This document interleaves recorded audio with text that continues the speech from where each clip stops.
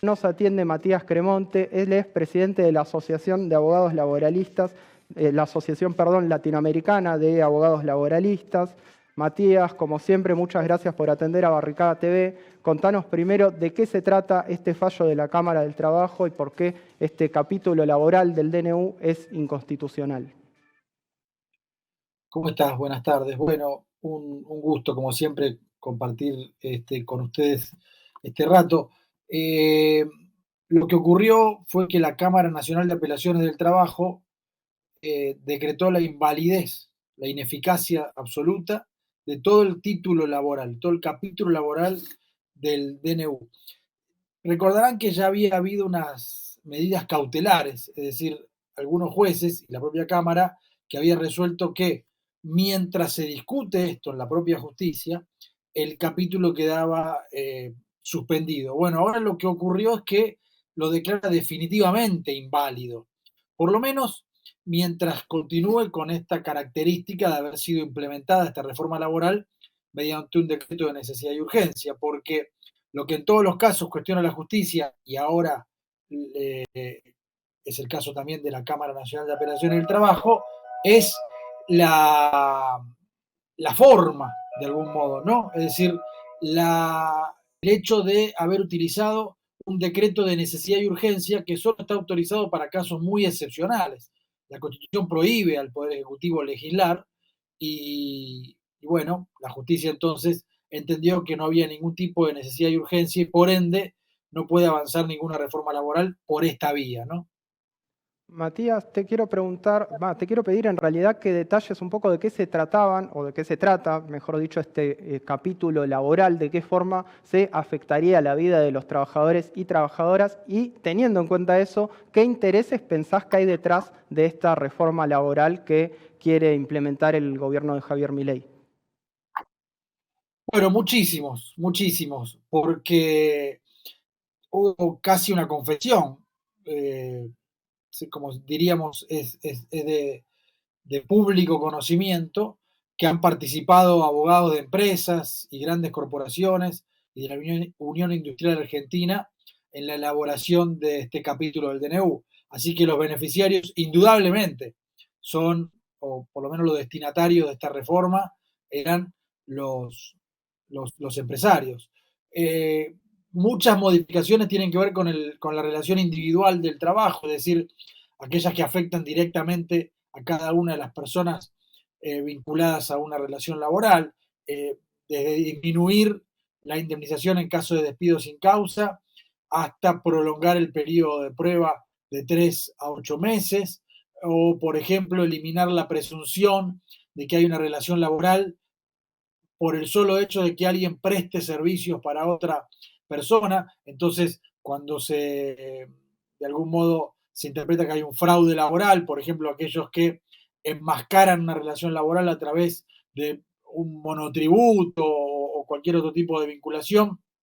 la justicia laboral tiene herramientas para determinar que se presume que hay una relación laboral, esto es eliminado, pero tan grave como estas modificaciones son las que afectan al derecho colectivo, es decir, la prohibición casi absoluta del derecho de huelga, la limitación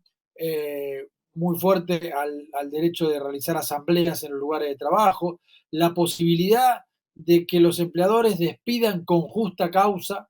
en el caso de la participación en una medida de acción sindical, por el solo hecho de considerar que es parte de un bloqueo, de una actividad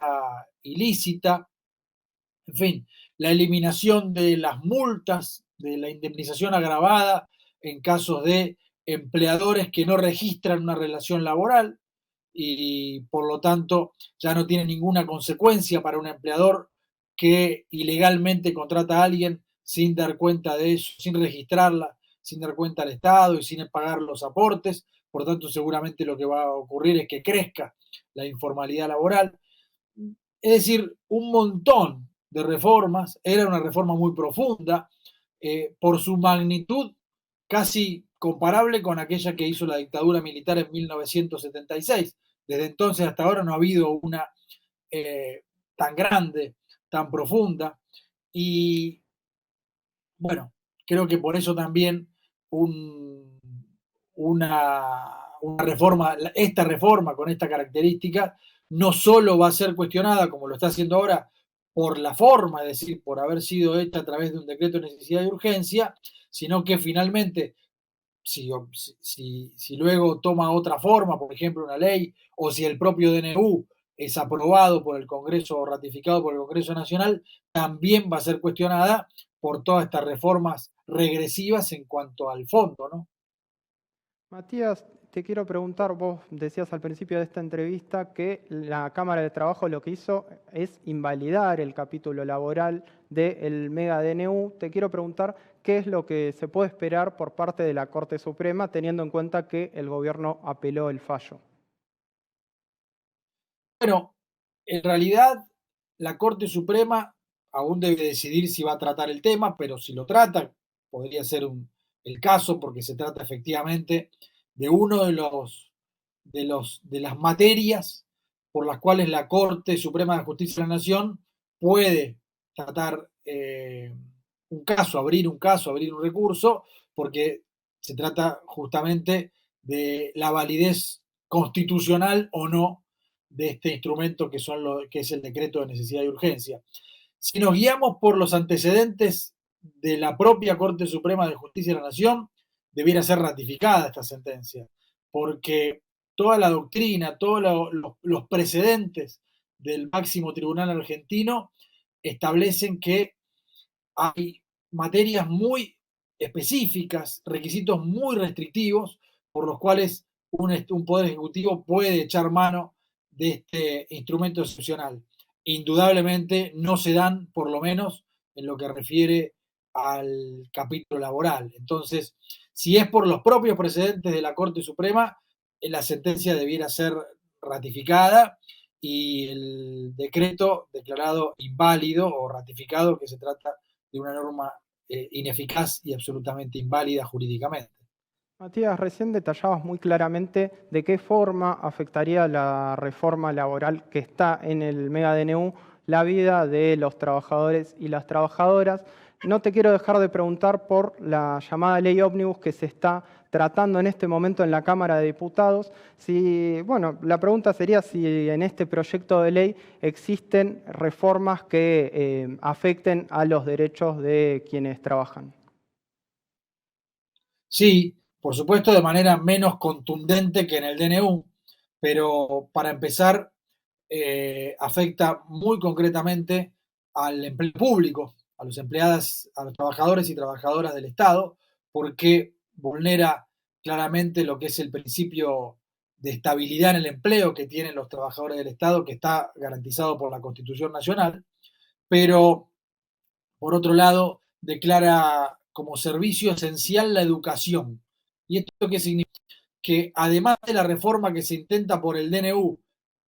en cuanto a la prohibición casi absoluta del derecho de huelga o la restricción para muy grave de su ejercicio, en el caso de los trabajadores y trabajadoras de la educación, de aprobarse la ley ómnibus, van a haber restringido también la posibilidad de ejercer su derecho de huelga. Es muy grave también la reforma del Código Penal que se impulsa en la ley ómnibus en lo que tiene que ver con la criminalización de la protesta, porque modifica justamente el artículo 194 del Código Penal, que es el que comúnmente se utiliza para criminalizar la protesta social, la manifestación,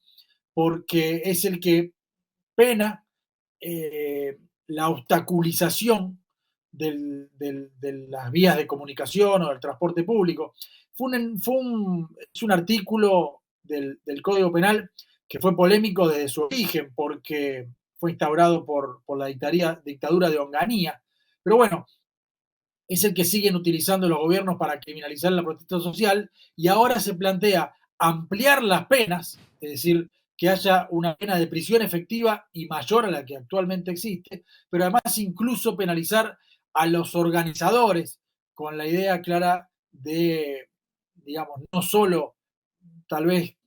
procesar, criminalizar y condenar a quienes estén efectuando lo que ellos consideran un delito en el marco del ejercicio legítimo del derecho a la protesta, sino además perseguir a las organizaciones y a los titulares de cada organización que convoque a una manifestación.